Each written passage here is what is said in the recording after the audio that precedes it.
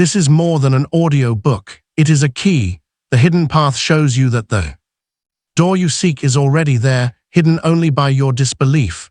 The moment you choose knowing over searching, your entire reality begins to. The hidden path. Shift. The hidden path. Introduction. Beyond the veil of time, where echoes dance between stars and memory, there exists a murmur, faint yet eternal, carried through the breath of sages and the silence of ancient nights. This murmur is no ordinary sound, but the whisper of the hidden path itself, calling to those whose hearts have begun to remember. What you now hold is not a book but a threshold. It is the hush before awakening, the lantern flickering just ahead in the darkened wood. These chapters are woven from threads of a wisdom older than stone, entrusted to the care of those who walked before you, keepers of a knowing that can neither be bought nor taught, only recalled. You did not find this path by accident. The path found you. It speaks to the stirrings within you that defy logic and reason, inviting you to step beyond the brittle boundaries of the seen. This is not the journey of the seeker who strives, but of the one who surrenders, who hears the call beneath the noise and dares to follow it. Inward, the hidden path does not stretch out before you like a road. It spirals inward into the still sanctuary of your own soul. It does not demand you to become more, but to remember that you are already everything. The power you seek is not beyond the stars. It is the quiet pulse within your chest, the same force that breathes galaxies into being. As you walk these sacred words, let them not instruct you, but awaken you. Allow them to vibrate within you. Like the first chord of a forgotten song, do not rush. The truths hidden here are not meant to be grasped, but allowed to bloom in silence and stillness. Each chapter is a doorway, each word a thread of starlight, getting you back to the source. These teachings are not new. They are eternal, whispered by the wind in lost forests, etched in the dust of forgotten temples, pulsing within your very being. Let them fall into you like rain into a quiet lake. In time they will rise not as answers, but as remembrance. And when they do, you will know the path was never hidden. It was always within you, waiting to be seen. Part 1. The Unseen. Awakening. Chapter 1. The Door You Cannot See. The Unseen. Awakening.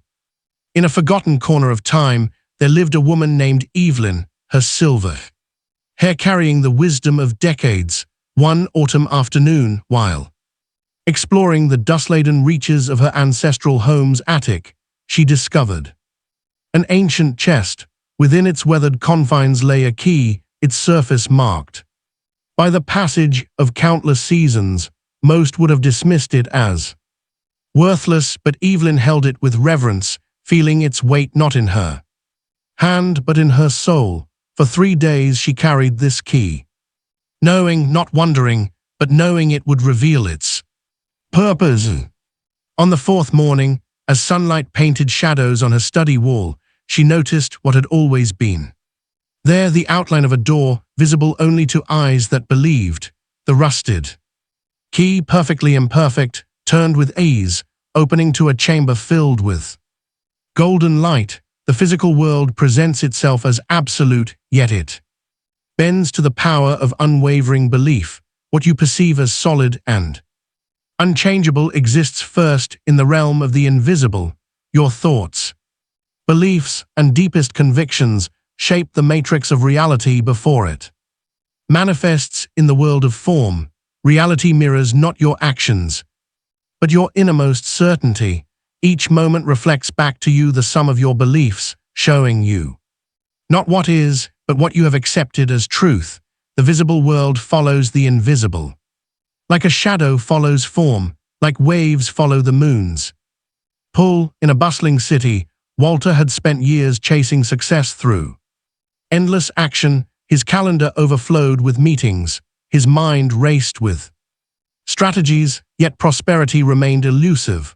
One day, exhausted by the pursuit, he chose stillness. in the quiet of his morning meditation. He released the need to make things happen. Instead, he held the feeling of completion of abundance already present. Within weeks, opportunities began appearing unsought. A chance encounter led to a partnership. An old friend introduced a perfect client. His business flourished not through effort, but through alignment. The very success he had chased him, drawn by the magnetism of his certainty. Your journey mirrors these tales. The door you seek already exists. It waits not for you to find it, but for you to acknowledge its presence. The moment you shift from searching to knowing, from trying to being, reality reshapes itself to match your conviction. As the sun sets each day, find a moment of perfect stillness. Close your eyes and see before you a door, at first faint as morning mist. With each breath, let it become more distinct, more real. Feel the certainty of its presence growing within you. When the door stands clear in your mind's eye, step through it. This practice, ancient as time itself, aligns your inner knowing with the infinite power of creation. Chapter 2, The Law That Watches It.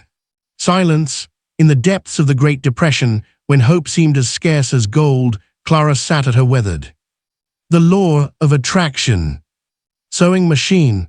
Night after night, she stitched not just fabric, but dreams into every seam. While others spoke loudly of their desires, she held hers in sacred silence. With each careful stitch, she wove her vision of a thriving dress making shop, feeling it as real as the cloth beneath her fingers.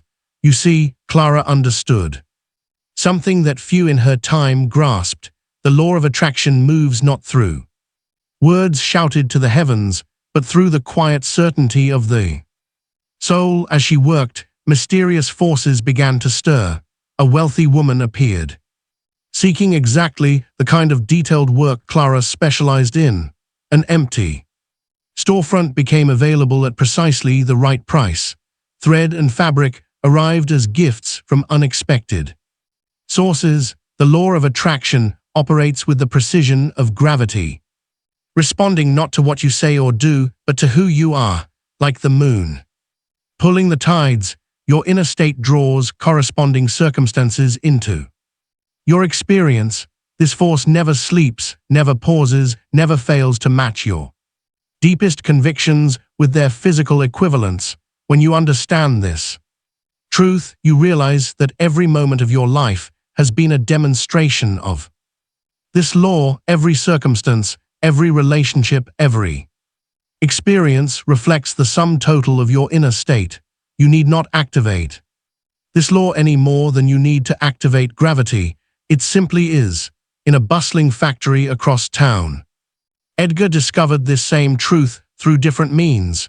Amid the deafening roar of machinery and the shouts of frustrated workers, he cultivated an unshakable inner peace. While others complained about conditions, he maintained his center, holding in his mind the image of harmony and order.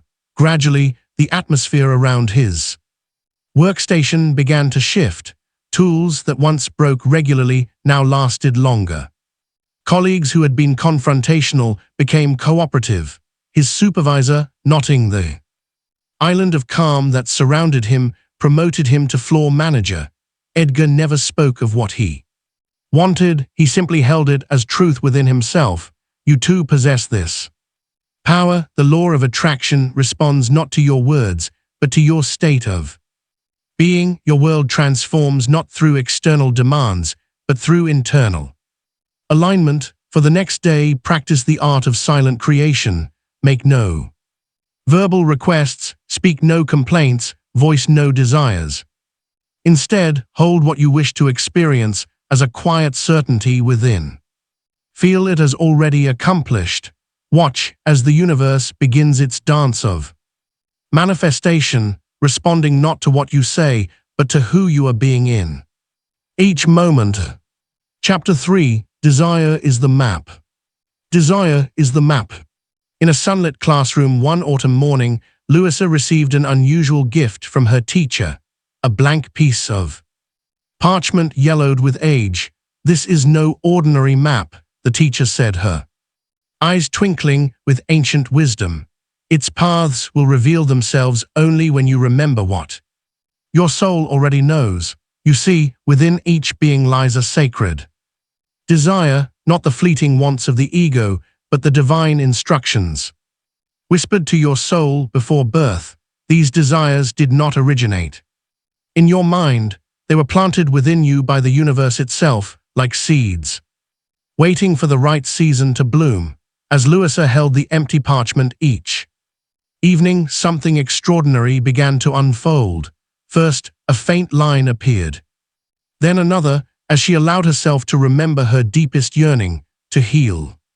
Through music, the more she acknowledged this desire as holy rather than impossible, the more the map filled with intricate pathways, each leading to this divine purpose. Your desires are not random accidents or selfish indulgences. They are sacred coordinates guiding you toward your destined contribution to the world. When you feel that persistent pull toward something that seems beyond reason, you are receiving signals from the infinite intelligence that orchestrated your existence. Harold, a veteran who had spent decades following others' orders, discovered this truth in the quiet of his retirement. While clearing his childhood home, he found an old notebook filled with drawings of gardens, elaborate sanctuaries of peace he had imagined as a boy. In that moment, he realized his lifelong attraction to creating spaces of tranquility wasn't just a hobby to dismiss. It was a divine assignment he had carried within him all along. The universe speaks through your deepest longings, that persistent dream you've tried to silence. It is not meant to be rationalized away. It is meant to be recognized as your portion of the divine plan, your unique thread in the cosmic tapestry. Now take your journal and write your most persistent desire, not as a wish list item, but as a sacred mission statement. Begin with these words: I was born to. Let your hand move across the page as though transcribing an ancient truth. Feel the weight of divine purpose in each word. This is not an exercise in imagination. It is an act of remembering what your soul has always known. Your desire is not a burden to overcome. It is a beacon lighting your way home to your authentic purpose. Trust that what calls to you most persistently is calling for a reason. It is the universe's way of getting you toward your highest expression. Chapter 4: The Pact of Silence. In the depths of wartime, when hope seemed a distant memory, Margaret pennied her deepest visions onto the Pact of Silence parchment. With trembling hands, she sealed the letter with crimson wax, marking it with an ancient symbol of manifestation. Under the cover of dawn, she buried this sacred container of dreams beneath an old oak tree, vowing to keep her desires hidden from the world until they materialized. You must understand there exists a mystical relationship between silence and manifestation. When you speak of your intentions prematurely, you release the very energy needed to bring them into form. The universe operates through subtle vibrations, and each word spoken about an unmanifested desire scatters these vital forces to the wind. Think of your desires as seeds planted in fertile soil. Just as a gardener knows not to disturb a seed while it takes root, you must protect your manifestations during their delicate period of gestation. Every time you speak of what is still forming, you expose it to the harsh elements of others' doubts, fears, and misunderstandings. These external energies can weaken the pure vibration of your intention. Rufus, a gifted musician, understood this sacred principle. In his small apartment, he composed melodies that would later move thousands to tears. Yet while these compositions were taking shape, he shared them with no one. He knew that each note needed to be nurtured in the silence of his own certainty before it could withstand the world's gaze. Only when the music had fully matured within him when it carried the unmistakable resonance of completion. Did he allow others to hear it? This is the power of sacred secrecy. When you hold your visions in the quiet sanctuary of your own heart, you give them the space to gather. Strength, you allow the universe to work uninterrupted, weaving together the invisible threads of manifestation without the static of external opinions or premature celebration.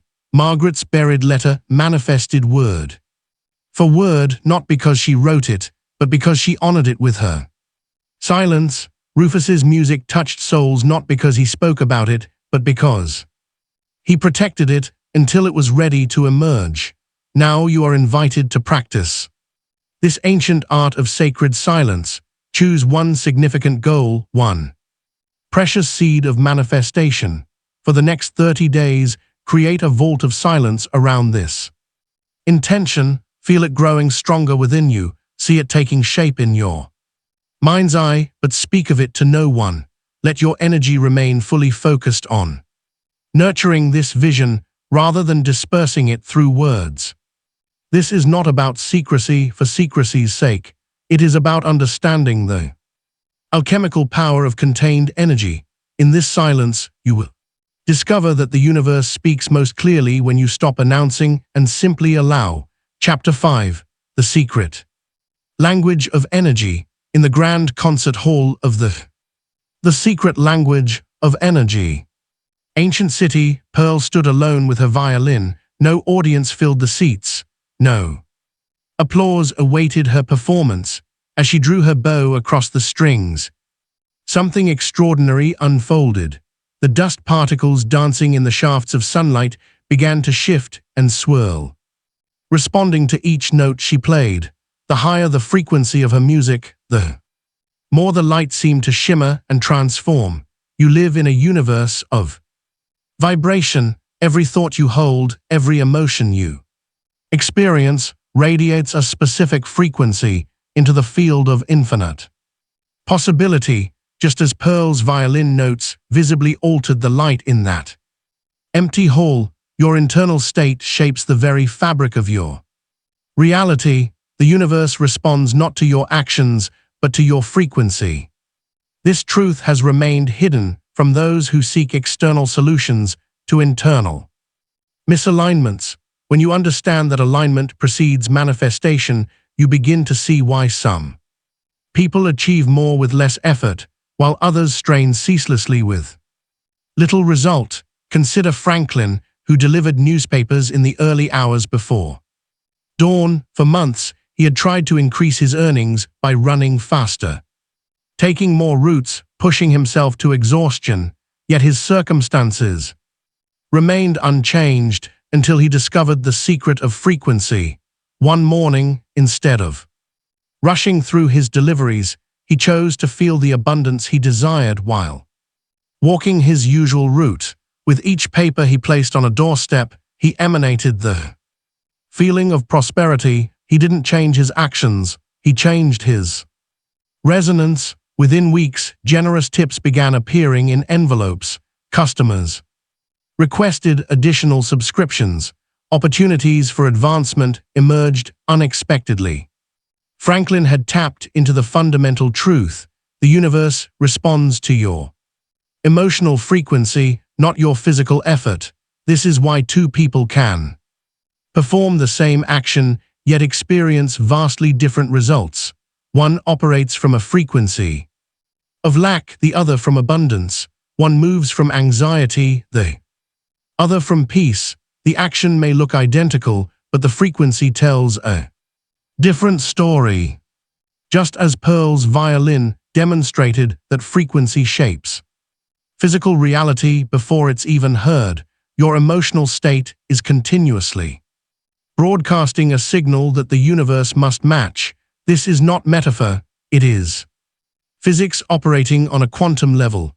Your invitation now is to become a conscious broadcaster of frequency for 7 minutes each day. Deliberately elevate your emotional state without requiring any external circumstance to change. Feel abundance before the money Arrives, experience peace before the situation resolves, emanate joy before the reason appears. This is not pretense, it is alignment with the frequency of what you wish to attract. Sit quietly and allow yourself to generate these elevated emotions.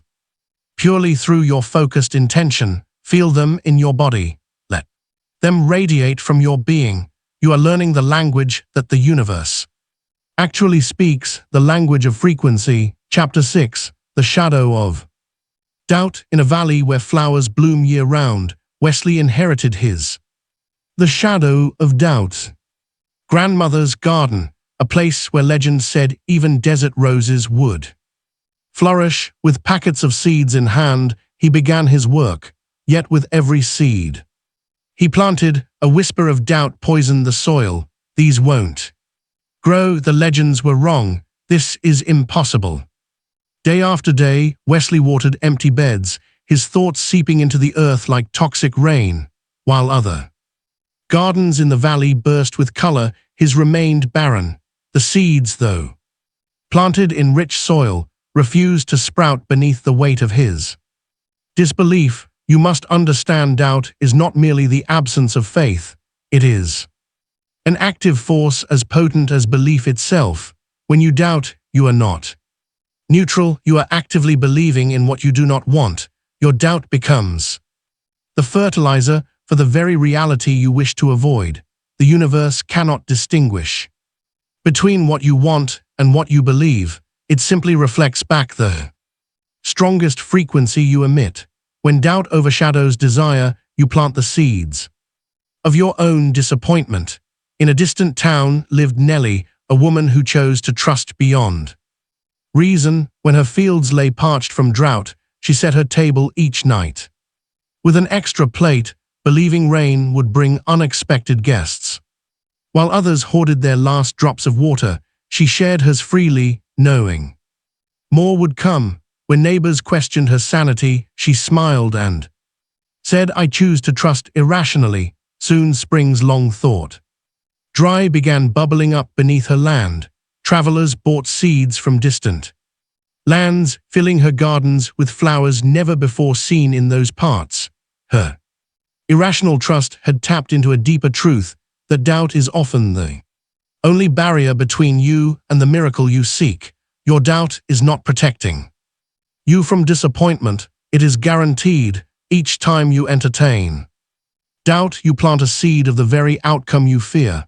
But here is the secret that the ancient ones knew: doubt can be transformed, just as Wesley's garden remained barren until he understood the poison of his thoughts. Your reality awaits your cleansed belief. Take now the sacred practice of transmutation. On a piece of paper, write every doubt that clouds your vision. Hold nothing back. Then in ritual of release, burn this paper, watching your doubts transform into ash. On a new page, write the opposite truth, the reality you choose to believe. Speak these words aloud each morning, not as affirmations, but as declarations of what you know to be true in the deepest chambers of your being.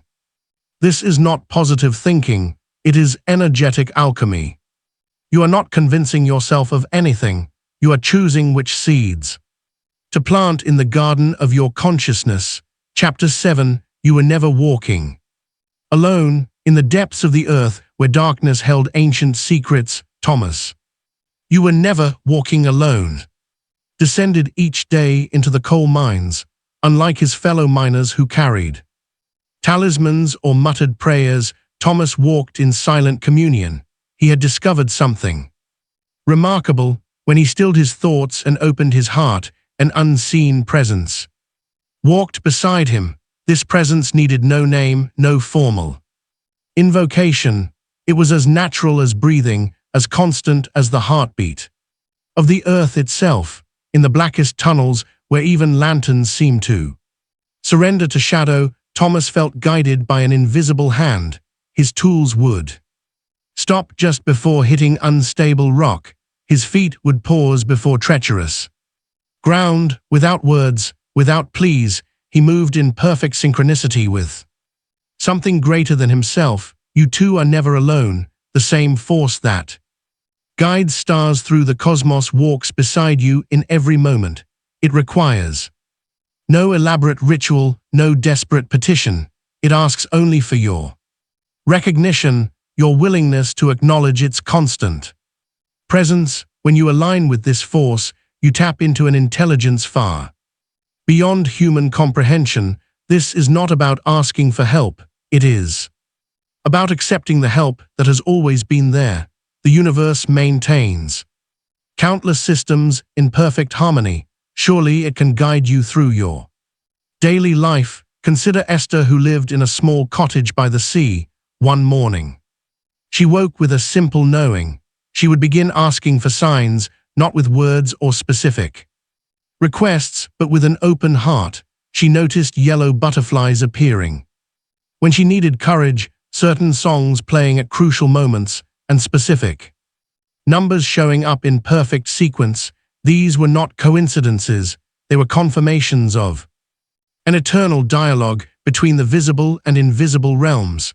The more Esther acknowledged these signs, the more frequently they appeared, creating a sacred language between her and the universe. This is the truth that mystics have guarded through ages. Divine guidance is not occasional, it is constant. You are already being led, already being shown the way.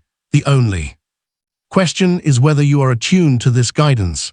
Your practice now is to enter into conscious communion with your unseen guide.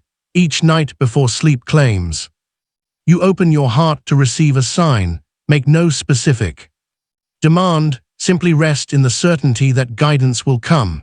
The next day, move through your hours with gentle awareness. Notice what catches your attention, what feels different, what speaks to your soul in ways words cannot express. This is not about looking for dramatic interventions. It is about recognizing the subtle language of the universe. Language that speaks through synchronicity, through intuition, through the quiet knowing that rises from your depths. Chapter 8. Ask without asking. Ask without asking. In a small corner of an old market street stood Genevieve's bakery, its windows clean but empty. Each morning, she would unlock the door and breathe in the silence of her shop. Where others might have seen failure, she saw possibility. Instead of pleading with the universe for customers, she began filling her empty space with pure, unbridled joy.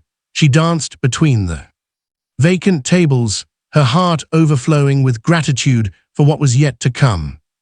She blessed each empty chair as if it already held someone savoring her creations. The aroma of fresh bread became her offering of love to the universe, and her happiness became a silent prayer more powerful than any spoken word. Within weeks, the vibration of her joy began drawing people in.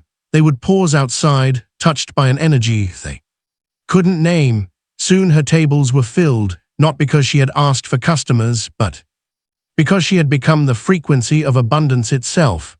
You see, the universe responds not to your words, but to your energetic signature. When you speak from lack, even your prayers carry the vibration of absence. But when you emanate the feeling of what you desire, you become a magnet for its physical manifestation. This truth revealed itself again through Alvin, a man who understood the power of silent certainty. He never spoke of his dreams of success to anyone. Instead, he spent his mornings in quiet communion with his future self. He would sit in his modest apartment, feeling the satisfaction of achievements not yet manifested, experiencing the joy of victories still unseen. He didn't ask the universe for success. He became success itself in his very being. Soon opportunities began appearing as naturally as leaves sprouting in spring. People would approach him with exactly what he needed. Doors would open without him knocking, and paths would clear without him pushing. This is the art of vibrational asking. Your energy speaks louder than your words ever could. The universe responds not to what you say you want, but to what you are being in each moment. just as Pearl's violin demonstrated that frequency shapes physical reality before it's even heard. Your emotional state is continuously broadcasting a signal that the universe must match. This is not metaphor, it is physics operating on a quantum level. Your invitation now is to become a conscious broadcaster of frequency for 7 minutes each day. Deliberately elevate your emotional state without requiring any external circumstance to change. Feel abundance before the money arrives. Experience peace before the situation resolves. Emanate joy before the reason appears. This is not pretense. It is alignment with the frequency of what you wish to attract. Sit quietly and allow yourself to generate these elevated emotions purely through your focused intention. Feel them in your body. Let them radiate from your being. You are learning the language that the universe actually speaks, the language of frequency. Chapter 6, The Shadow of Doubt. In a valley where flowers bloom year-round, Wesley inherited the shadow of doubt. Grandmother's garden, a place where legend said even desert roses would flourish. With packets of seeds in hand, he began his work, yet with every seed he planted, a whisper of doubt poisoned the soil. These won't grow. The legends were wrong. This is impossible. Day after day, Wesley watered empty beds, his thoughts seeping into the earth like toxic rain, while other gardens in the valley burst with color. His remained barren. The seeds, though planted in rich soil, refused to sprout beneath the weight of his disbelief. You must understand, doubt is not merely the absence of faith. It is an active force as potent as belief itself. When you doubt, you are not neutral. You are actively believing in what you do not want. Your doubt becomes the fertilizer for the very reality you wish to avoid. The universe cannot distinguish between what you want and what you believe. It simply reflects back the strongest frequency you emit. When doubt overshadows desire, you plant the seeds of your own disappointment. In a distant town lived Nellie, a woman who chose to trust beyond reason. When her fields lay parched from drought, she set her table each night with an extra plate, believing rain would bring unexpected guests. While others hoarded their last drops of water, she shared hers freely, knowing more would come. When neighbors questioned her sanity, she smiled and said, "I choose to trust irrationally." Soon spring's long thought dry began bubbling up beneath her land. Travelers bought seeds from distant lands, filling her gardens with flowers never before seen in those parts. Her irrational trust had tapped into a deeper truth, that doubt is often the only barrier between you and the miracle you seek. Your doubt is not protecting you from disappointment. It is guaranteed. Each time you entertain doubt, you plant a seed of the very outcome you fear.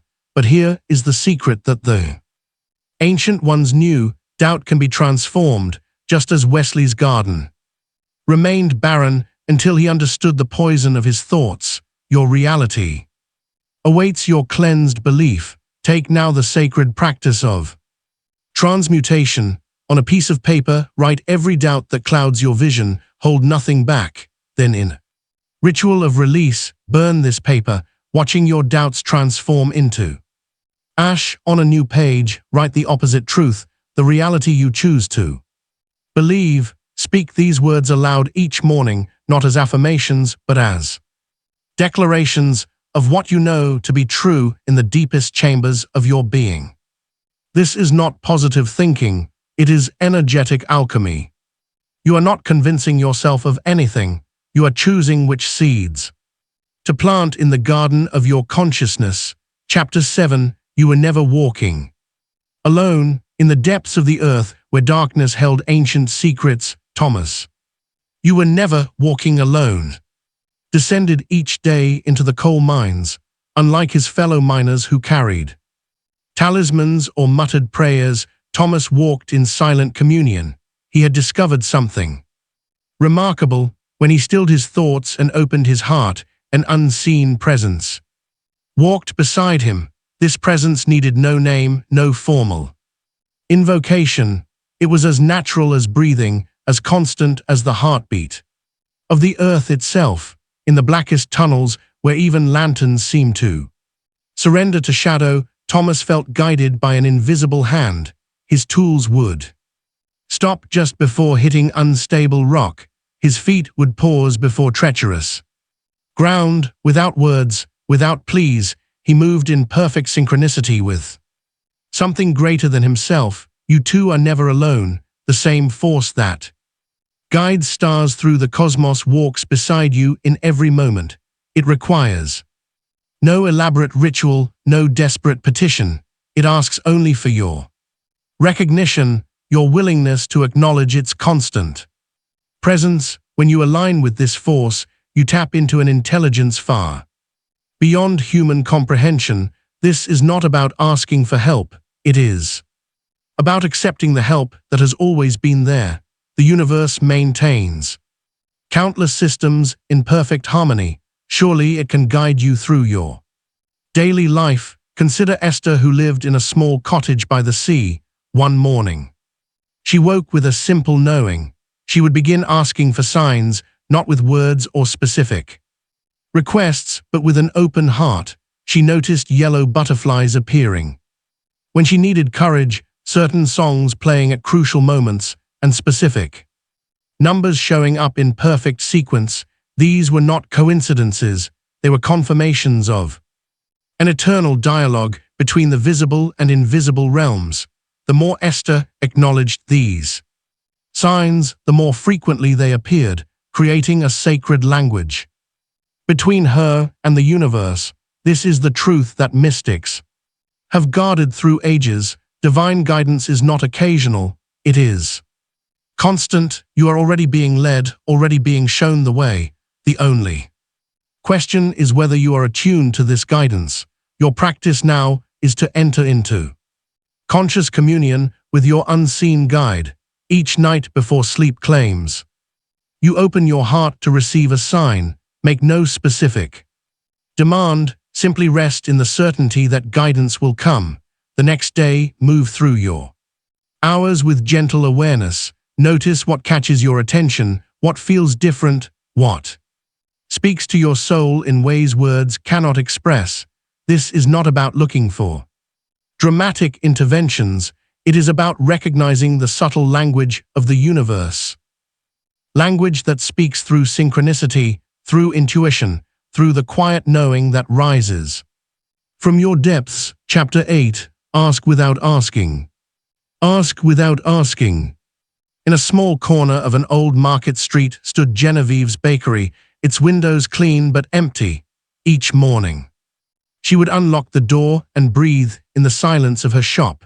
Where others might have seen failure, she saw possibility. Instead of pleading with the universe for customers, she began filling her empty space with pure, unbridled joy.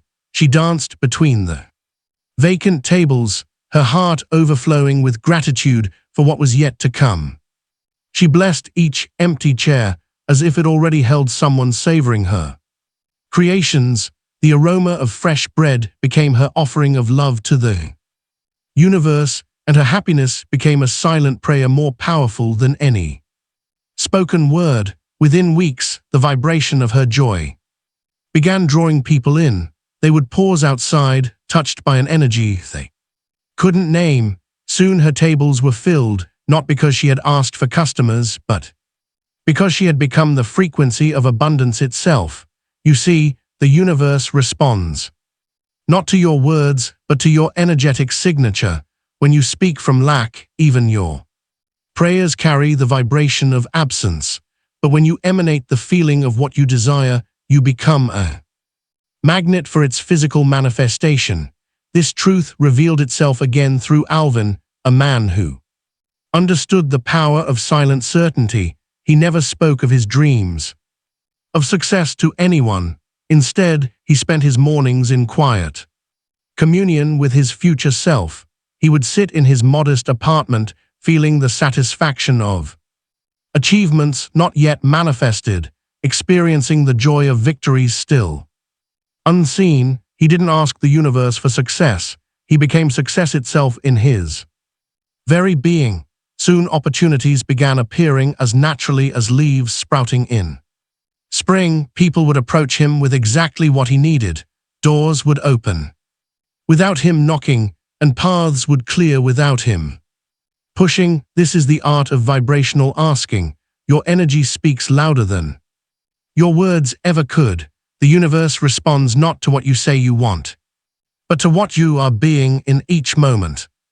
It is energetic alignment with your chosen reality. As you master this practice, you'll discover that the universe has been waiting not for your words, but for your resonance with what you seek. Chapter 9, The Hidden Yes. The Hidden Yes. In a village where matchmakers whispered and young hearts yearned, Marjorie walked alone, not in sadness, but in a peculiar state of knowing, while others saw her unmarried status as a mark of misfortune. She discovered something remarkable within herself, a quiet, unshakable yes that arose from the depths of her being. This yes wasn't a response to any question, it was a state of alignment, a recognition that love wasn't something to chase, but something to embody. As she tended her garden, prepared her meals, and went about her daily life, she carried this yes like a sacred flame. She didn't need to announce it or seek confirmation. She simply knew. Within months, love found her naturally, effortlessly, as if it had always been waiting for her to align with its frequency. The universe had never withheld love from Marjorie. She had simply needed to become the version of herself who could receive it. You see, the universe's response to your desires has already been given. There is no committee weighing your worthiness, no celestial judgment determining if you deserve what you seek. The only question is, are you ready to receive what is already yours? This truth became evident through Daniel's experience in the fertile fields he tended. For years, he worked his land with dedication, but always with an underlying belief that success belonged to others. Then one morning, standing among his crops, he experienced a profound shift. He stopped seeing himself as someone striving for success, and simply accepted that success was his natural state. The change was subtle, absolute. He didn't alter his actions, he transformed his knowledge. The same seeds he had always planted began yielding more abundant harvests. The same merchants who had always bought his crops began offering better terms. The same land that had always been his began producing in ways he had never imagined possible. Nothing in the physical world had changed, yet everything was different because Daniel had aligned with the version of himself who was already successful. This is the essence of manifestation. The yes you seek isn't hidden in some distant future or held the hands of fate. It resides within you, waiting to be recognized and claimed. When you align with this inner yes, the outer world must reshape itself to match your knowing. Your practice now is to stand before a mirror, the gateway between your physical self and your energetic truth. Look into your own eyes and say these words: "It is already mine." Repeat this declaration until you feel the shift from hope to knowing, from wanting to having. This isn't an exercise in convincing yourself of something untrue. Rather, it's an alignment with what has always been yours, waiting for you to claim it. Chapter 10, The Mirror Begins to. The mirror begins to move.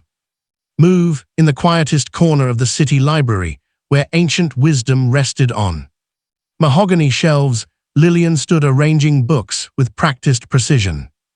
For years she had moved through these halls as though trying not to disturb the air itself. But on this particular morning, something within her shifted, like a key turning in an invisible lock. She began carrying herself as though the library was her kingdom, not her hiding place. She walked the aisles as if each step left golden footprints. She spoke with quiet authority, not apologetic whispers. she didn't change her actions, she transformed her essence. Within weeks, the world responded. Patrons began seeking her counsel on matters beyond book recommendations. The library board invited her to lead new initiatives.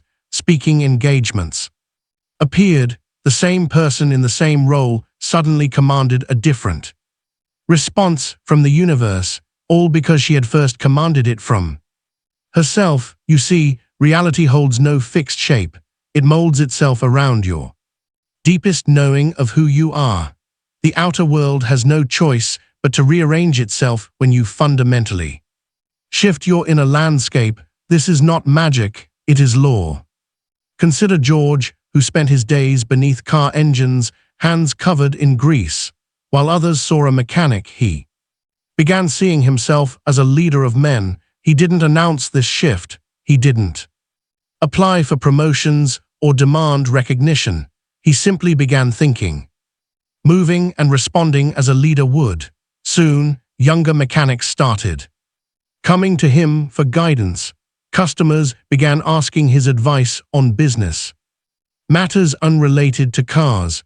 Within months, he was offered partnership in the garage, not because he had asked, but because he had already become what he desired in the depths of his being. The universe doesn't respond to what you want, it responds to what you are. Your outer world will always align itself with your inner knowing. This is why those who understand this law don't wait for external permission to become what they desire. They claim it first within themselves, knowing the outer must follow the inner. Your practice now is to greet each morning with a powerful declaration of who you are becoming. As the sun rises, write these words: I am now the version of me who complete this statement with the identity you are stepping into. Don't write what you hope to be or what you're working toward. Write who you are in this moment, in the deepest truth of your being. This practice isn't about affirmation, it's about alignment. You're not trying to convince yourself of something untrue. You're declaring your alignment with what is already true in the unseen realm, waiting to manifest in the seen. Part 2: The Silent Alignment. Chapter 11: The Power of Unspoken Knowing. In the depths of winter, when the power of unspoken knowing most gardens lay dormant beneath frost, Eliza knelt in her soil. Her husband's passing had left an emptiness in the air, yet she refused to fill it with empty words. Instead, she carried her certainty like a flame, warming the earth with her presence. You too hold this power within you, the power of unwavering certainty that needs no voice, no explanation, no external validation. When you reach this level of alignment, your very presence becomes a force that shapes reality. Watch how Eliza's garden responded to her silent knowing. As spring approached, flowers bloomed weeks before their time. Vegetables grew in abundance, though she had planted nothing new. Neighbors whispered about her green thumb, but they missed the truth. It wasn't her actions that called forth such bounty. It was her unshakable alignment with life itself. This is the essence of true manifestation. When you align so completely with what you know to be true, the universe has no choice but to reflect your certainty. Words become unnecessary. Explanations become redundant. Your energy speaks with an authority that surpasses any verbal declaration. Consider Jonah, who held a vision of gathering people to restore the old buildings in his town. At first, he tried to convince others with passionate speeches and detailed plans, but when he stopped explaining and simply began the work, something shifted. People started showing up, tools in hand. His silence, coupled with unwavering action, spoke louder than any words could have. You see, the universe responds not to what you say, but to what you are. When your being becomes aligned with your knowing, reality must shift to match your frequency. This is not about manifesting through force of will. It is about becoming so aligned that manifestation occurs naturally, like water flowing Downstream. The question is not how do I make this happen, but rather can I be so certain that words become unnecessary? Can you hold your truth with such clarity that explanation becomes redundant? Your practice now is to embrace sacred silence for one full day. Resist the urge to explain your actions, defend your choices, or justify your path. Let your energy speak for itself. Move through your day with the quiet certainty of one who knows rather than one who needs to prove. Notice how others respond not to your words, but to your presence. Observe how reality begins to align with your silent knowing. This is not a practice in passivity, it is an exercise in spiritual authority, the kind that requires no announcement because its power is self-evident. Chapter 12. Protect the flame. Protect the flame. In the depths of night, Florence sat before her wooden drawer, a sanctuary where her deepest truths lay hidden. Her poems, fragments of her soul captured in ink, remained locked away from prying eyes. You might recognize this instinct within yourself, this sacred urge to protect what matters most. Watch closely now, for here lies wisdom as ancient as time itself. One evening, as Florence knelt in her usual vigil, something extraordinary occurred. Her verses, though sealed behind wood and metal, began to emit a soft luminescence. The drawer itself seemed to pulse with an inner light, as if the power of her protected dreams had grown too strong to contain. This revelation speaks to a universal truth: energy that is guarded grows in strength. When you shield your deepest aspirations from the casual glances and careless words of others, you allow them to gather power in the silence. Your dreams are like delicate seedlings. They require darkness and protection before they can withstand the harsh light of day. Consider the subtle ways your own energy disperses when you speak too soon of what you hold dear.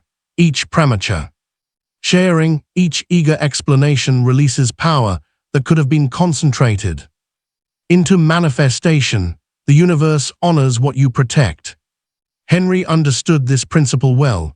Each night, without fail, he would light a single candle in his window.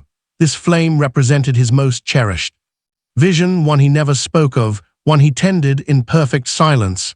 He simply stood guard over his light, watching it dance in the darkness, allowing its power to build night after night. In time, what that candle represented materialized in his life as naturally as dawn follows dusk. You too possess dreams that require this level of devotion and protection. They are not meant to be scattered in casual conversation or diluted by explanation. They are meant to be nurtured in sacred silence until their power becomes undeniable. Your practice now calls for the creation of a sacred space, an altar to your protected vision. Choose a quiet corner of your home where you can place symbols of what you're cultivating. This might be a candle, meaningful object, or simply an empty space that represents the fullness to come. Visit this altar daily, but speak nothing of it to others. Let it become a point of power, a place where your energy gathers and grows stronger with each silent acknowledgement. This is not about secrecy born of fear, but privacy born of wisdom. In this space, you'll learn the art of holding power without dispersing it. You'll discover how silence can become a vessel for manifestation and how protected energy naturally expands to fill the shape of your desires. Chapter 13. The Vow of the Hidden. The Vow of the Hidden Path.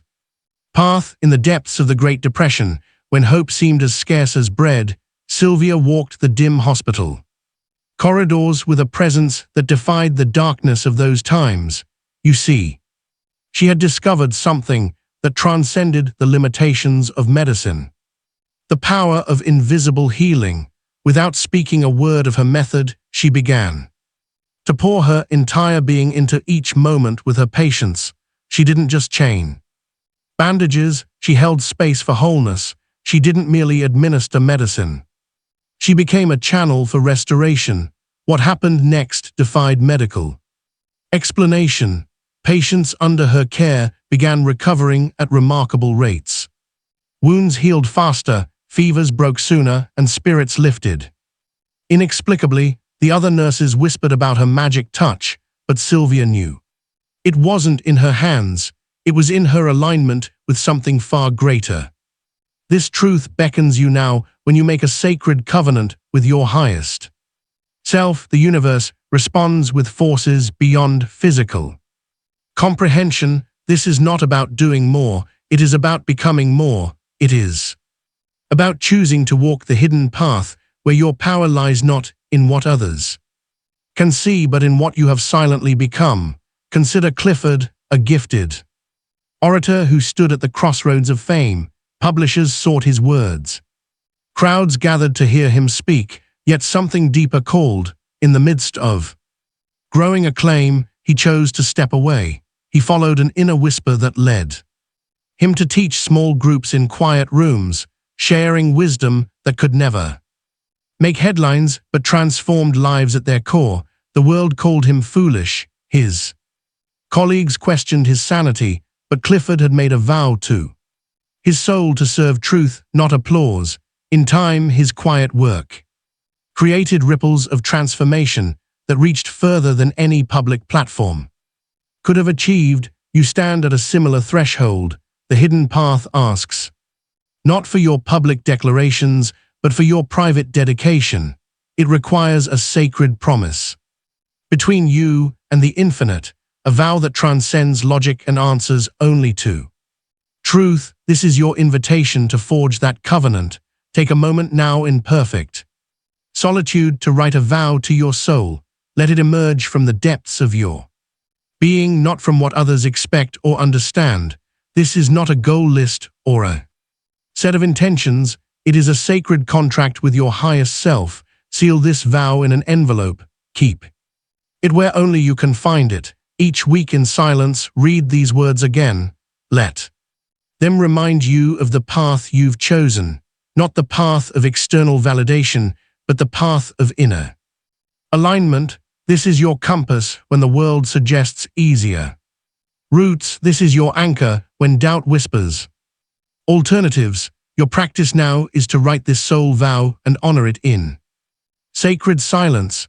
Let it become the invisible foundation upon which your transformation builds. Chapter 14. When you no longer need. When you no longer need it. In the quiet corners of an old farmhouse, Agnes tended to her empty nursery each morning, dusting picture frames that held no photos, straightening blankets that warmed no child. Her longing echoed through empty rooms until the day she understood. You see, her desperate need had become a wall between her and her deepest desire. This truth awaits your recognition. When you cling too tightly to what you want, you create resistance in the very fabric of creation. The universe cannot fill hands that are already clenched. It is in the gentle opening, the sacred letting go, that space is made for miracles. Agnes began a different practice. Instead of pouring her pain into that empty room, she started nurturing joy itself. She planted flowers, sang to birds, loved freely, becoming a mother to life itself. Within weeks, what she had released returned to her naturally. She discovered she was with child. This principle operates with unwavering precision in every aspect of existence. Your desires are not wrong, but your attachment to them may be blocking their arrival. When you need something too desperately, you broadcast the frequency of lack, and lack must then respond. Witness Reuben, a merchant who had chased wealth with such intensity that poverty seemed to follow him like a shadow. His ledgers consumed his thoughts, his fears of lack poisoned his sleep. Then one morning something shifted. He looked at his simple breakfast and felt rich. He walked through his modest shop and felt abundant. He stopped seeing what was missing and began treasuring what was present. The transformation was subtle at first. A wealthy customer here, a fortunate opportunity there. But as Reuben maintained his practice of feeling abundant regardless of circumstances, prosperity began flowing naturally into his life. He had discovered the paradox: abundance comes not to those who need it most desperately, but to those who have found it within themselves first. This wisdom speaks directly to your journey now. What are you clutching too tightly? What desire has become a burden rather than a blessing? The path forward is counterintuitive. You must release what you most want to receive. Your practice now is to face your deepest desire with new understanding. Take your journal and write it down, the thing you want so much it aches. Then beneath it, inscribe these words of power: I release the need for this. I am whole with or without it. Feel the truth of these words in your body. Let them sink into your bones. This is not resignation, it is spiritual alchemy. When you can truly mean these words, when you can feel complete regardless of outcomes, you enter the state of being that naturally attracts fulfillment. For what you seek is also seeking you, waiting for you to become empty enough to receive it. Chapter 15: The Currency of Belief. The currency of belief. In the harsh years of the Dust Bowl, young Frankie wandered the streets with empty pockets, but a heart full of unshakable faith. Each morning, he would reach into his threadbare coat and pull out invisible coins, offering them to the baker with complete conviction. Baker, moved by something beyond rational thought, would always place a fresh loaf in his hands. You see, Frankie had discovered what mystics have known through the ages: belief is the only currency the universe truly recognizes. When you invest the full weight of your conviction into something, the physical world must reshape itself to match your inner certainty. This principle operates with mathematical precision. What you believe with unwavering faith becomes your experience, not through magic, but through the fundamental laws that govern all creation. The universe responds not to what you request, but to what you energetically invest in as truth. Consider how Eloise, a humble seamstress, transformed her reality through this same principle. She began carrying herself with the quiet dignity of someone whose success was already assured. She arranged her small workshop as if it were already the grand atelier she envisioned. She spoke to her single client with the same care and attention she would give to royalty. She did not hope for success, she lived from it. Within months, her one client became 10, then 50, then hundreds.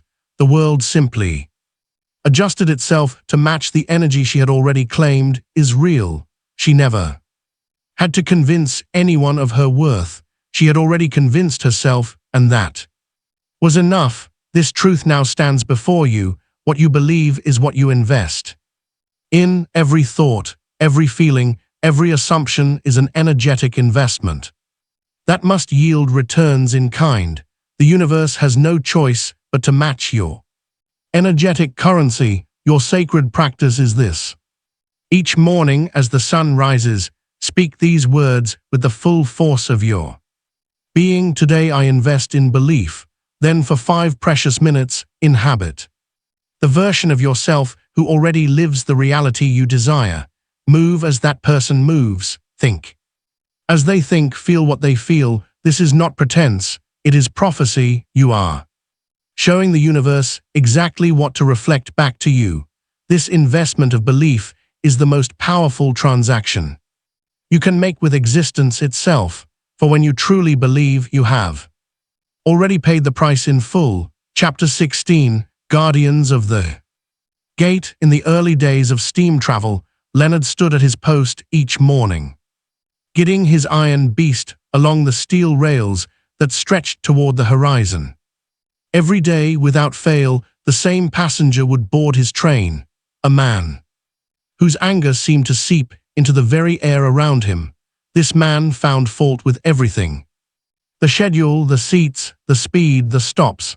His complaints rang through the carriages like discordant bells. For months, Leonard attempted to appease this difficult passenger, Yet nothing changed, until one morning, as Leonard watched the familiar figure approach, a truth whispered itself into his consciousness.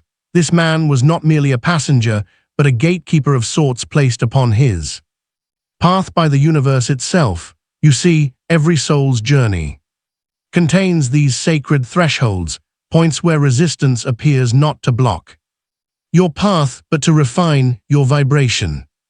Just as Pearl's violin demonstrated that frequency shapes physical reality before it's even heard, your emotional state is continuously broadcasting a signal that the universe must match.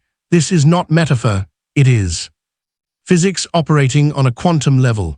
Your invitation now is to become a conscious broadcaster of frequency for 7 minutes each day. Deliberately elevate your emotional state without requiring any external circumstance to change. Feel abundance before the money arrives, experience peace before the situation resolves, emanate joy before the reason appears. This is not pretense, it is alignment with the frequency of what you wish to attract. Sit quietly and allow yourself to generate these elevated emotions purely through your focused intention. Feel them in your body.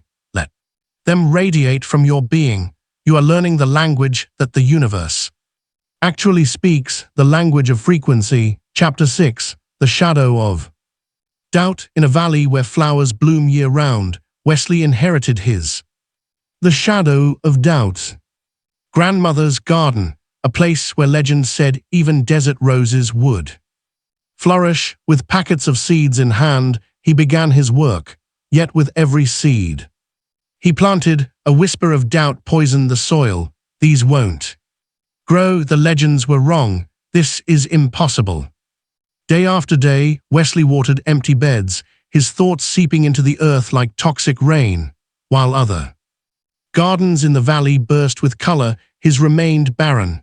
The seeds, though planted in rich soil, refused to sprout beneath the weight of his disbelief. You must understand, doubt is not merely the absence of faith, it is an active force as potent as belief itself.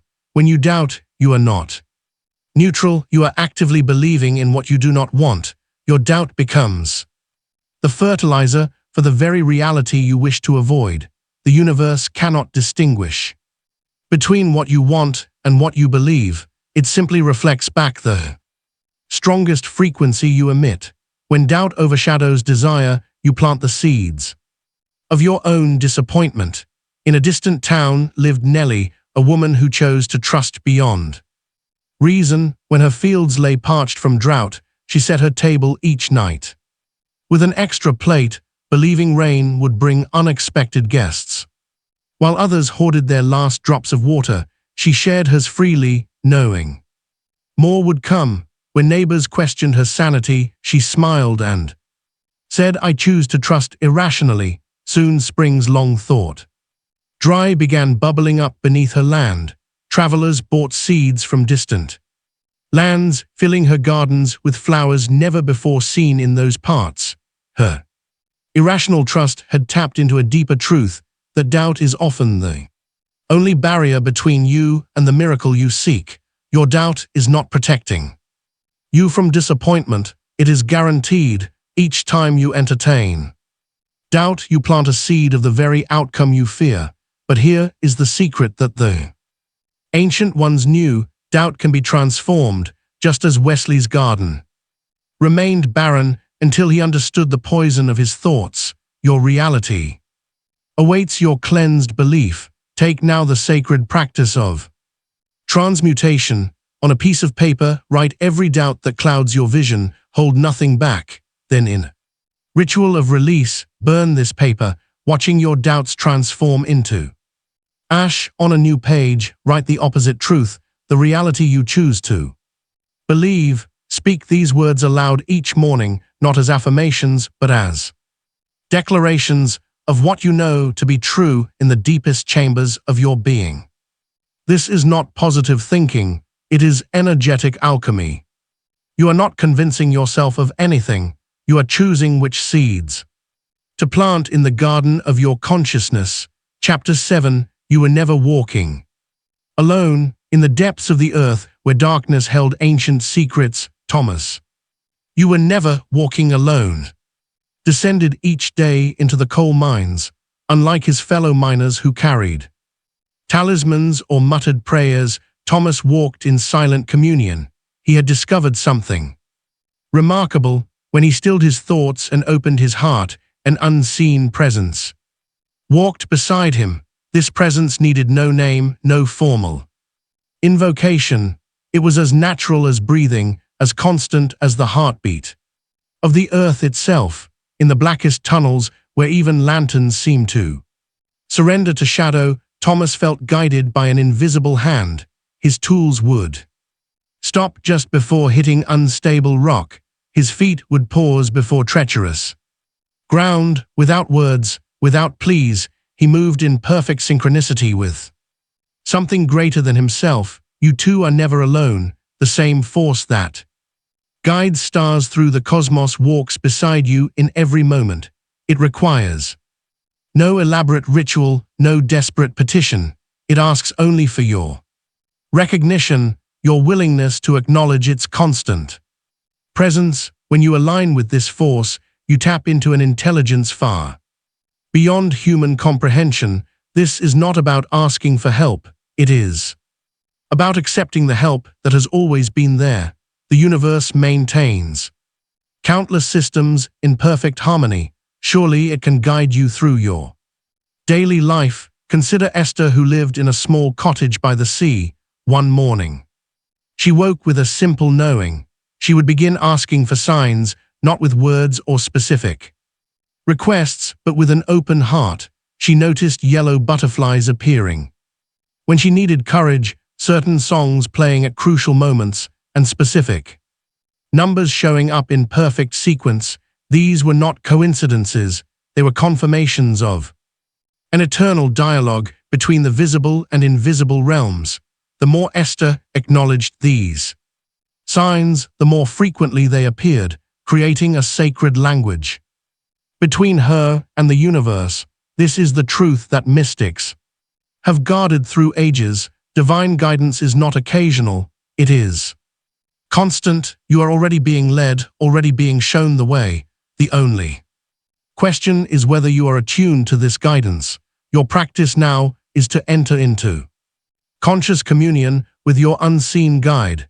Each night before sleep claims you open your heart to receive a sign. Make no specific demand, simply rest in the certainty that guidance will come. The next day, move through your hours with gentle awareness. Notice what catches your attention, what feels different, what speaks to your soul in ways words cannot express. This is not about looking for dramatic interventions. It is about recognizing the subtle language of the universe. Language that speaks through synchronicity, through intuition, through the quiet knowing that rises from your depths. Chapter 8. Ask without asking. Ask without asking. In a small corner of an old market street stood Genevieve's bakery, its windows clean but empty. Each morning, she would unlock the door and breathe in the silence of her shop. Where others might have seen failure, she saw possibility. Instead of pleading with the universe for customers, she began filling her empty space with pure, unbridled joy. She danced between the vacant tables, her heart overflowing with gratitude for what was yet to come. She blessed each empty chair as if it already held someone savoring her creations. The aroma of fresh bread became her offering of love to the universe, and her happiness became a silent prayer more powerful than any spoken word. Within weeks, the vibration of her joy began drawing people in. They would pause outside, touched by an energy they couldn't name. Soon her tables were filled, not because she had asked for customers, but because she had become the frequency of abundance itself. You see, the universe responds not to your words, but to your energetic signature. When you speak from lack, even your prayers carry the vibration of absence. but when you emanate the feeling of what you desire, you become a magnet for its physical manifestation. This truth revealed itself again through Alvin, a man who understood the power of silent certainty. He never spoke of his dreams of success to anyone.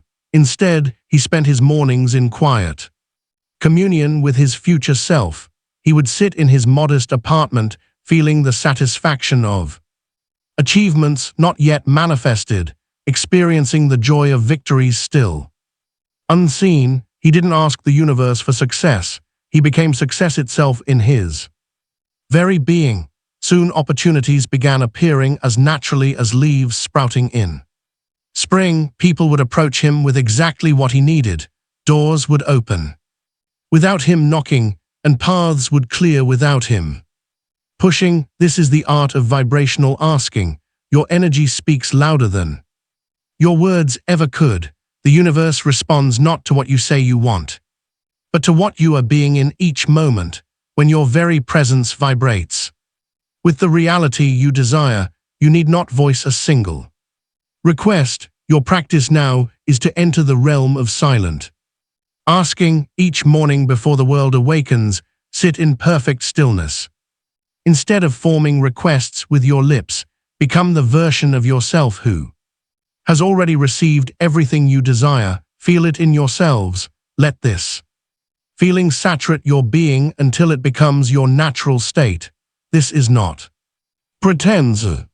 Success is not found in what others can see, but in the quiet certainty you carry within. When you feel peaceful despite outer chaos, when you maintain joy regardless of circumstances, this is when you know true alignment has begun. Once this internal shift takes root, nothing can prevent its outer manifestation.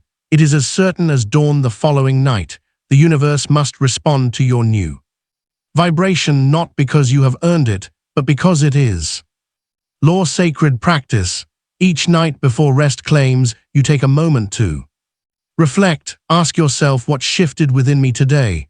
Record in your journal one internal change, no matter how subtle. Perhaps you felt more peace during a challenging moment, or maintained joy when you would normally feel frustration. These small shifts are the seeds of profound transformation. This practice will help you recognize that true change happens in moments no one else can see.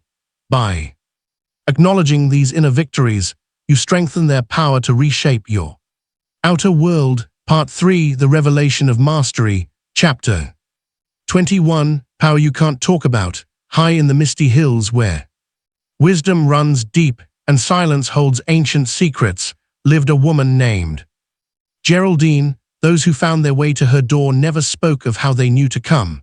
They simply arrived, drawn by an unseen force. She worked with herbs and touch, yet never once claimed to be a healer. The animals of the forest would lie at her feet, receiving her quiet energy and rise transformed.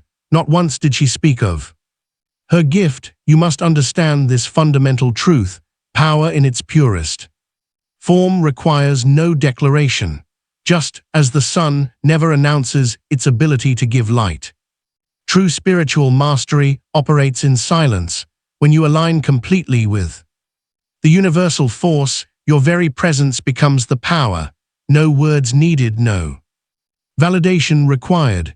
This silent strength represents the highest form of vibrational mastery. It is not about being seen, recognized, or understood.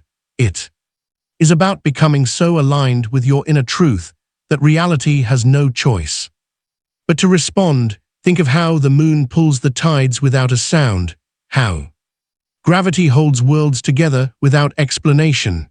This is the level of power available to you when you release the need to prove, explain, or justify. Warren's journey mirrors this truth. As a merchant in a bustling town, he had spent years seeking approval, explaining his worth, defending his choices. Then one day he simply stopped. He withdrew from the endless cycle of proving himself and instead began operating from a place of quiet certainty. He no longer announced his plans or sought validation for his decisions. He simply moved through his days with an unwavering inner knowing. What followed was remarkable, though. Warren would never have used that word. His business flourished without promotion. Opportunities appeared without pursuit. Those who once questioned his methods now sought his counsel, yet he offered no explanation for this transformation, understanding that true power needs no voice. You see, the most potent forces in your life often go unnoticed by others until their effects become undeniable, like the invisible wind that shapes mountains, like the silent growth that splits concrete. Your aligned energy will transform reality without fanfare or announcement. Sacred practice. Select one area of your life where you habitually seek validation, perhaps in your work, relationships, or personal choices. For the next 7 days, withdraw completely from seeking any external approval in this area. Do not explain your actions. Do not seek confirmation. Do not defend your choices. Simply move forward with quiet certainty, knowing that your alignment is enough. Let the results speak for themselves. This practice may feel uncomfortable at first, for the ego craves recognition, but in this discomfort lies a gateway to true power, the kind that needs no announcement, no validation, no proof. It simply is. Chapter 22. Become the answer. In the highest reaches of the mountain, where the air grows thin and wisdom settles like morning dew, Martha lived alone in a small cottage. After her husband's passing, she spent years pleading with the universe for peace, sending prayers into the wind, begging for relief from her grief. Then one morning she simply stopped asking. You see, Martha had discovered what you are now ready to understand. Peace is not a destination to reach, but a frequency to embody. She began moving through her days as if she were at peace itself. Her steps became lighter, her breath deeper, her presence softer. She didn't chase tranquility, she became it. This truth stands before you now. The universe responds not to what you pursue, but to what you become.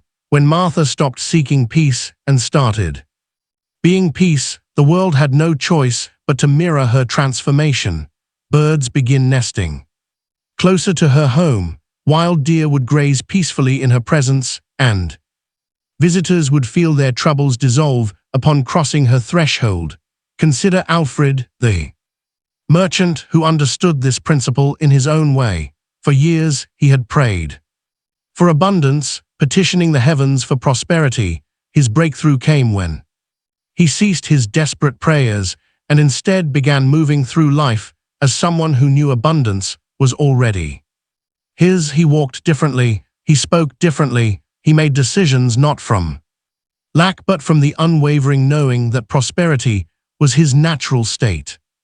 The universe has no choice but to respond to your energetic signature. When you shift from seeking to being, from asking to embodying, reality reshapes itself to match your frequency. This is not about pretending or forcing. It is about allowing yourself to vibrate at the frequency of your desires. Your desires are not random wishes. They are glimpses of a version of you that already exists. That version is not waiting to be created. It is waiting to be embodied. When you wake each morning, you stand at a crossroads between who you have been and who you are becoming. The question before you is not what do I want, but who must I become? The path opens not through endless asking, but through the quiet embodiment of the truth you seek. Like Martha, like Alfred, you are called to stop chasing and start being. Sacred practice. As the sun rises each morning, before your feet touch the ground, ask yourself, what does the version of me who has it all do today? Then let every action flow from that elevated state of being. Move as that version of yourself would move. Speak as they would speak. Choose as they would choose. This is not an exercise in pretending. It is an invitation to step into your highest truth. Chapter 23.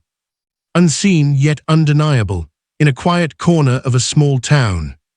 Library, where sunlight filtered through dusty windows and ancient wisdom lingered between weathered chapters. Dolores understood a truth you are now ready to receive. Each morning she would arrange 12 chairs in a perfect circle, light a single candle, and open her chosen book. For weeks she sat alone, yet her certainty never wavered. You see, Dolores had discovered what you must now embrace.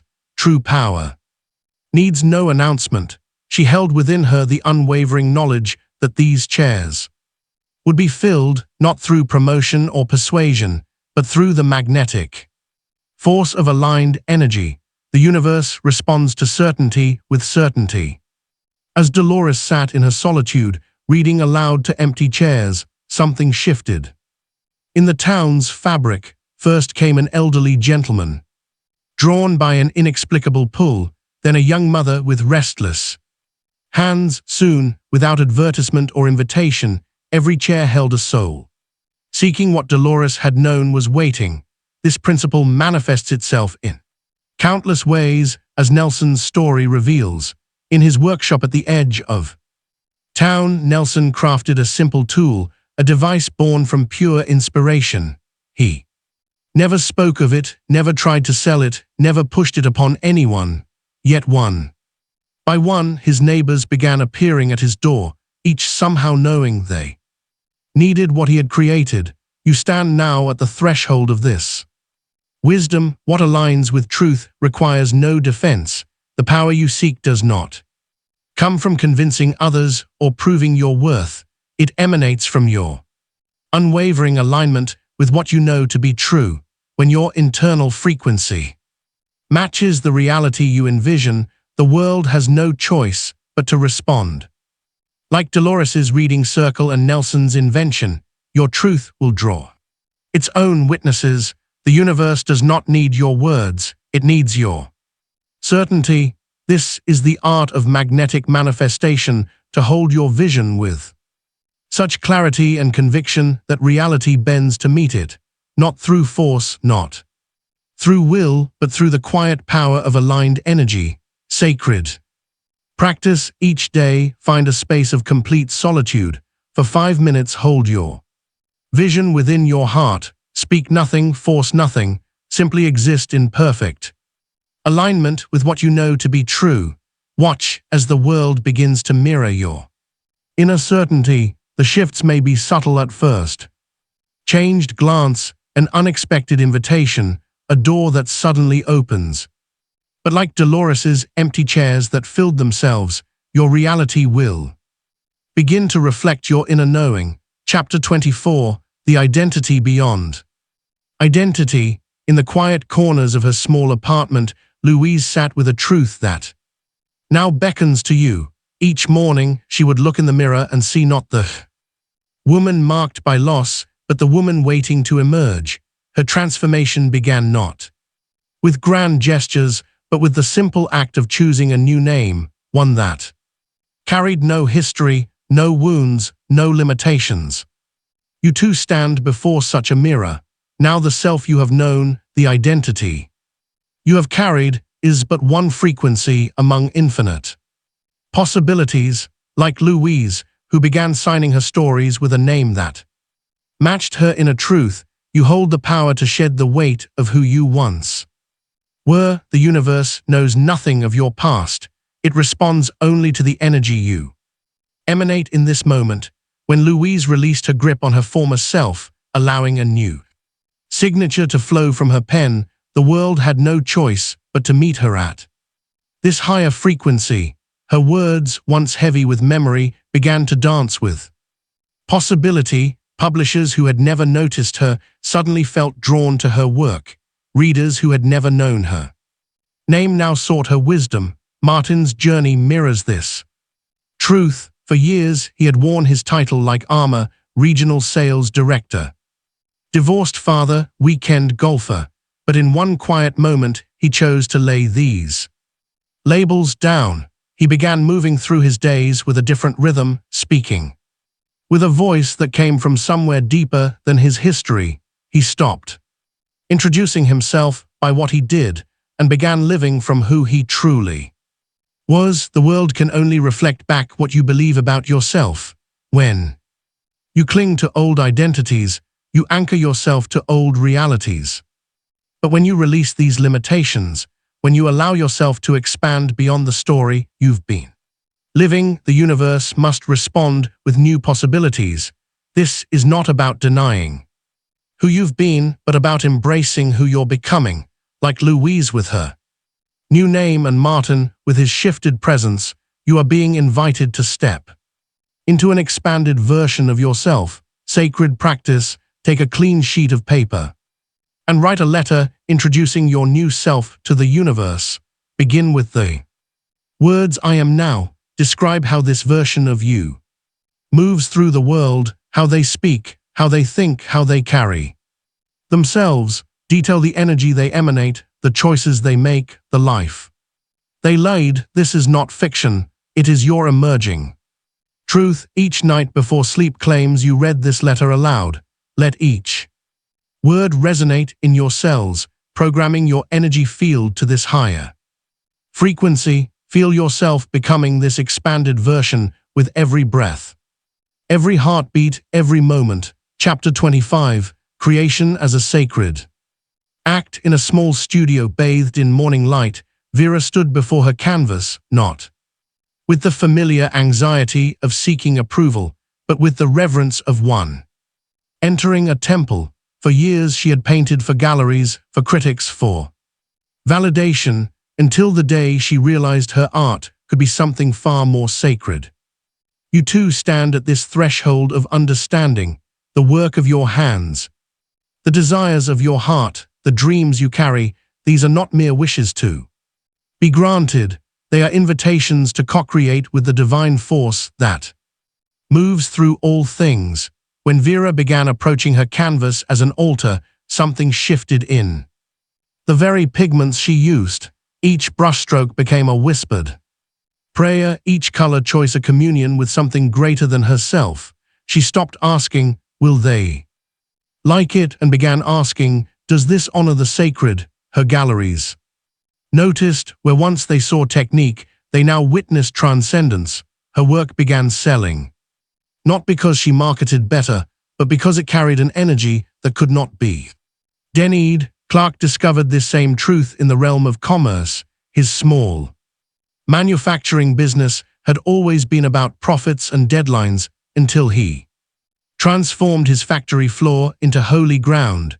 Every morning he would walk the space, blessing each machine, honoring each employee's contribution as essential to the whole. Meetings became meditation, decisions became divination, and growth became grace. His revenue tripled not through aggressive strategies, but through this subtle shift in consciousness. The universe does not require your striving, it invites your partnership. When you approach your desires as sacred collaboration rather than desperate manifestation, you enter a different dimension of creative power. You are not here to beg the universe for scraps from its table. You are here to sit at the feast as an honored co-creator, to participate in the eternal dance of bringing heaven to earth. This is the hidden truth that transforms ordinary actions into ceremonies of power. Everything is sacred when approached with reverence. Every moment holds the potential for divine partnership. Every action can become a prayer. Sacred practice: select one daily task, something you normally perform without thought. It could be preparing breakfast, writing emails, or tending to your garden. Transform this activity into a sacred ceremony. Before you begin, stand in silence for a moment. Feel the presence of the divine waiting to work through your hands. Move with deliberate grace. Let each gesture carry meaning. If you're cooking, feel every ingredient as a blessing. If you're writing, let each word emerge from your highest self. If you're tending plants, recognize the holy in every leaf you touch. Perform this sacred ceremony for 7 days. Watch how treating one aspect of your life as divine begins to elevate everything around it. For in this practice lies a profound truth: when you honor the sacred in the simple, the extraordinary cannot help but find you. Chapter 26. The Inner Temple. In the stillness before dawn, Iris would sit in perfect silence, eyes closed, traveling inward to a sacred chamber that existed only in her consciousness. This was her true sanctuary, not built of stone and wood, but of thought and reverence. Within this inner chapel she prepared herself for the sacred work of bringing new life into the world. You, too, possess this power to create an inner altar, a holy space that transcends the physical realm. The universe has gifted you with the ability to construct sanctuaries of the mind that no earthly force can disturb or destroy. When Iris attended births, she carried this inner temple with her. Her hands moved with physical skill, yes, but it was the radiance from her internal sanctuary that brought extraordinary comfort to mothers in their most vulnerable moments. She had discovered what the ancient mystics knew, that the most powerful temple is the one built within the silent chambers of consciousness. Roland learned this truth in the harshest of circumstances. Behind prison walls where external freedom was denied, he discovered an infinite expanse within himself. Each day he would retreat to a mental cathedral he had carefully constructed, its windows made of imagination's light, its walls built of unshakable peace. In this inner sanctuary he found a freedom his captors could never touch. Other inmates noticed the change in him, a serene presence that seemed to defy their surroundings. The power to create such a sacred inner space lies dormant within you. This is not mere visualization. It is the art of building a spiritual home within your consciousness. When you learn to retreat to this inner temple, you carry an unshakable center with you wherever you go. External chaos may swirl, but you remain anchored in your internal sanctuary. This inner temple becomes your source of power, your place of communion with the infinite. It is where manifestation begins, where healing flows from, where wisdom speaks in sacred whispers. Unlike physical structures that can crumble or be taken away, this sanctuary grows stronger with each visit, more detailed with each meditation, more powerful with each moment of reverence. Sacred practice. Find a quiet moment and close your eyes. Begin to build your inner temple. See its entrance, perhaps a door of light or an ancient archway. As you step inside, notice the details that make this space uniquely yours. Is there an altar? What sacred objects rest upon it? Are there windows that let in divine light? Is there a seat where you can rest in perfect peace? Visit this inner sanctuary daily. Add to its beauty each time you enter. Perhaps there are gardens that bloom with thoughts of abundance, or fountains that flow with healing energy. Make it as real in your mind as any physical place you've known. This is your sacred space where no one else can enter, where your highest self awaits communion with you. Here in this temple of consciousness, you will find strength that cannot be shaken and peace that cannot be disturbed. Chapter 27. They will wonder, you will know. In a small town where gossip traveled faster than light, Ruth sat at her sewing machine, a gentle smile playing across her face as whispers of her extraordinary luck floated through open windows. Her fingers moved steadily across fabric while her neighbors wondered about her secret, how her business flourished without advertising, how opportunities seemed to find her, how peace radiated from her home like warmth from a hearth. You see, Ruth had discovered what few ever grasp, that true power needs no explanation. While others sought to understand her methods, she simply inhabited her knowledge. Each stitch she sewed carried the frequency of absolute certainty. She had no need to defend her choices or explain her path. Her alignment spoke louder than any words could.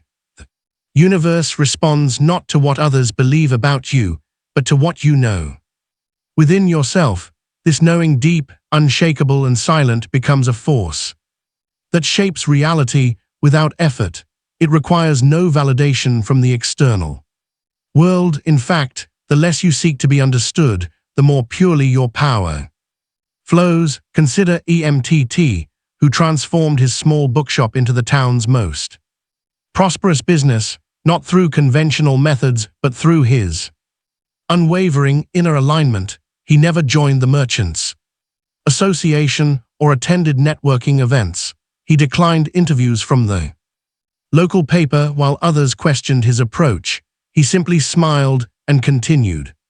Following his inner guidance, those who watched him closely noticed something peculiar. The more they tried to decipher his success, the more mysterious it became, because true mastery often appears as magic to those who haven't yet awakened to their own power. EMTT knew that explaining himself would only dilute his energy. His results spoke for themselves, and that was enough. This is the paradox of spiritual power. The less you try to prove it, the more evidently it manifests. Your knowing is a sacred flame that needs no witness to burn brightly. Let others wonder, let them question. Your role is not to convince, but to embody. When you truly know something in the depths of your being, external validation becomes unnecessary. This is not arrogance, it is alignment. It is the quiet certainty that comes from being in harmony with universal law. Others may call it luck, coincidence, or mystery. You need not correct them. Your results will speak with more eloquence than explanations ever could. Sacred practice.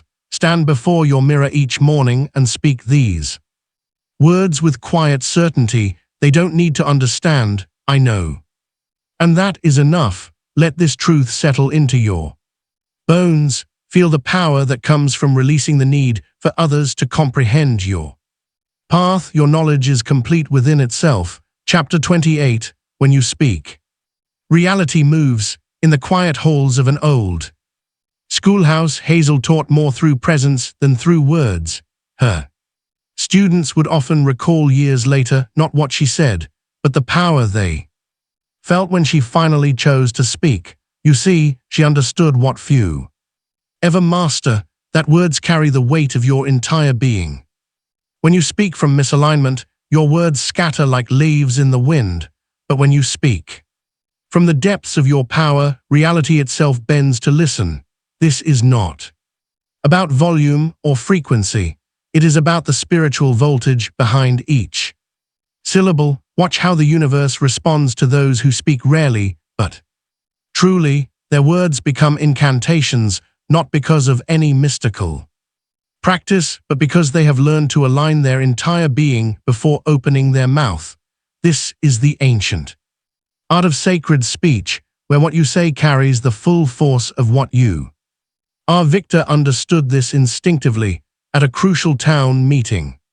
While others debated endlessly, he sat in silence. When he finally rose to speak, just once the room stilled. His words, born from hours of inner alignment, shifted the entire trajectory of the town's future, not through persuasion or rhetoric, but through the sheer power of aligned truth. You have the same power within you. Each time you speak, you are either strengthening or diluting your connection to universal force. Most speak from reaction, habit, or need, but you are learning a higher way, speaking from presence, from power, from the silent core of your being.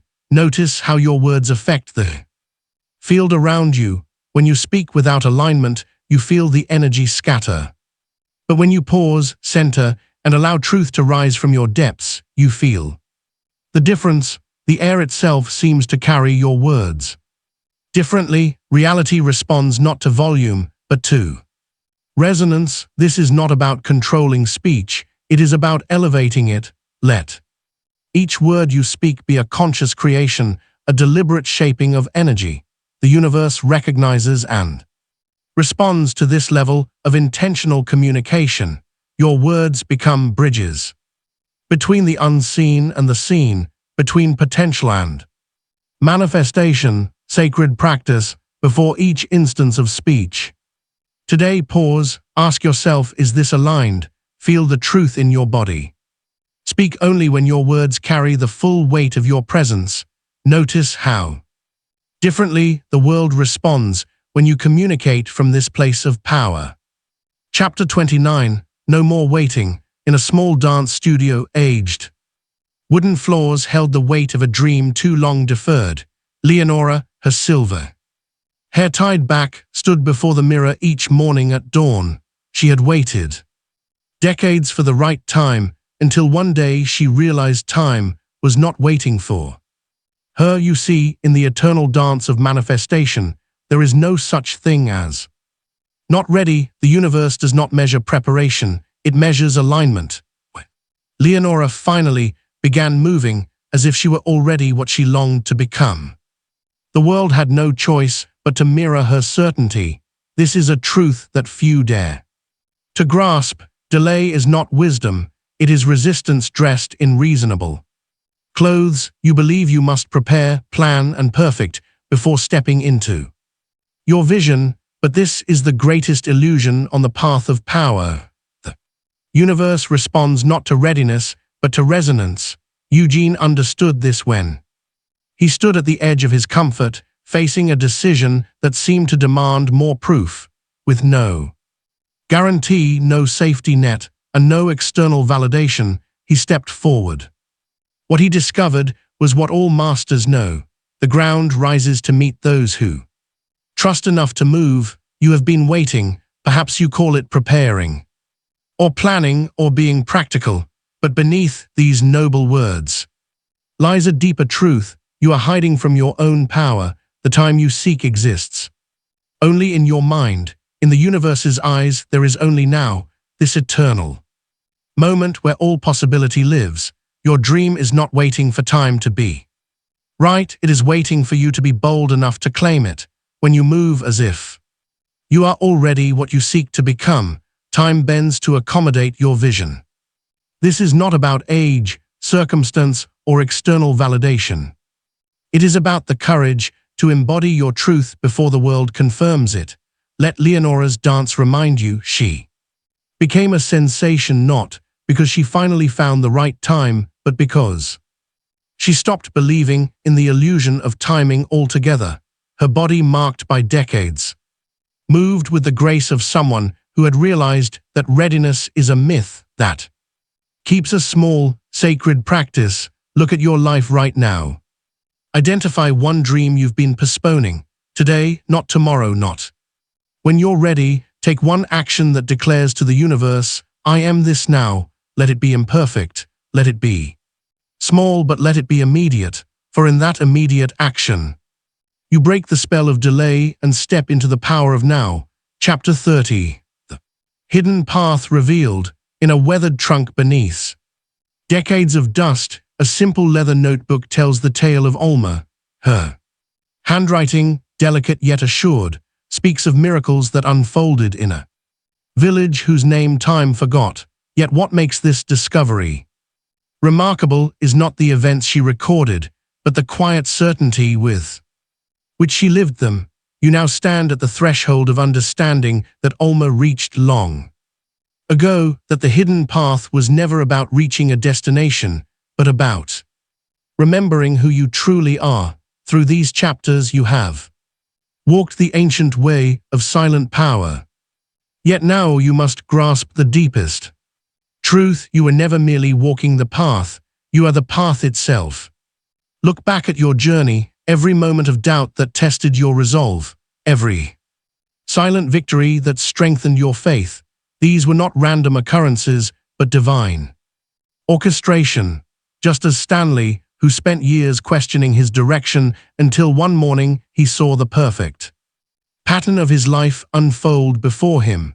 In that moment of clarity, he understood that every step, even those that seemed to lead nowhere, was perfectly aligned with his soul's evolution. The power you seek has never been lost, it was simply waiting to be remembered.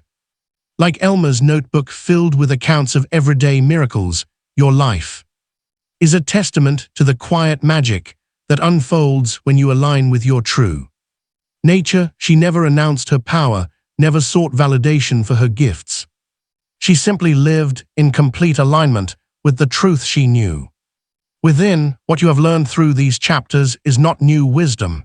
It is ancient knowing awakening within you, the silence you've cultivated, the certainty you've nurtured, the presence you've embodied. These were not skills to acquire, but remembrances of your original state. Sacred practice. Take a moment now to honor your journey. Find a quiet space where you can be undisturbed. With pen in hand, write letter to your past self, the one who first opened these chapters seeking answers. Write these words: you made it. You became who we were always meant to be. Let each word carry the weight of recognition, of coming home to yourself. This is not an ending, but an awakening to the truth that has always lived within you. Conclusion. From the moment these words found you, a sacred transmission began. Not through the chapters you held, but through the silence between them. Each teaching awakened what your soul has always known, that true power needs no announcement, that the universe bends to unwavering certainty, and that manifestation flows from alignment, not effort. You have discovered why the ancient masters spoke in whispers, why the deepest truths were passed in silence. It was never about keeping secrets, it was about preserving power. The noise of the world drowns out wisdom, but in the quiet spaces between thoughts, divinity speaks. Your journey through these chapters has been more than learning. It has been remembering that you are not separate from the force that moves worlds, that your desires are divine assignments, and that your presence alone can shift reality when aligned with truth. Look now at how you have changed. Notice how you carry yourself differently, how you speak less but mean more, how you trust the unseen with the certainty of one who knows. This transformation was not taught, it was remembered. You have reclaimed your original state of power, where manifestation is as natural as breathing. The world may continue its frantic dance of doing, proving, and chasing, but you have found a different way. You have remembered that true power lies in being, not doing, in knowing, not showing, in vibrating at the frequency of your desires until reality has no choice but to match it. This wisdom is now encoded in yourselves. You no longer need external validation or permission. The divine walks with you because it has always been you. You are not just walking the hidden path, you have become it. Let others search for what you have remembered. Your role now is simply to be, to hold the frequency, to know without needing to prove. This is not an ending, it is your return to your original state of mastery. Your journey doesn't end here. Click on this next audiobook that I promise will completely transform your perspective.